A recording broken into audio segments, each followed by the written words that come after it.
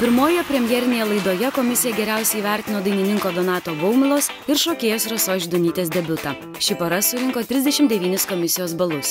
Antroji vieta atiteko 35 komisijos balus surinkusiai dainininkai Katažinai ir šokėjai Dainiui Dimšai. Trečioje vietoje atsidūrė renginių vedėjas Juozas Liesis ir jo šokių partnerė Elena Leonova. Jie surinko 33 komisijos balus.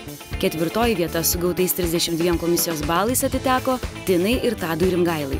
Penktoje vietoje atsidūrė tenoras Merūnas Vitulskis ir šokėja Ieva Žilienė. Ši pora surinko 31 balą. O vos vienu balu nuo jų atsiliko ir šeštojo pozicijoje liko prodiuserė Jurga Nusauskienė su Andriumi Grebliku. Dainininkui Tomui Eigertui ir šokėjai Neriliai Sanulytei atiteko 29 komisijos balai. Jie liko 7. O 8 vietą užėmė 28 komisijos balus surinkę modelis Renata Uzelkaitė ir šokėjas Vadimas Šuško. Po 27 balus surinko ir paskutinėje 9 vietoje liko net 3 poros. Tai aktorius Ramūnas Šimukauskas su šokėja Beata Skaisgirytė, medikė Jurgita Grabauskienė ir šokėjas Rimvydas Černajus, bei verslininkas Linas Karalius su šokėja Rūta Ramanauskaitė. Šioms trims poroms kol kas labiausiai reikia žiūrovų palaikymo.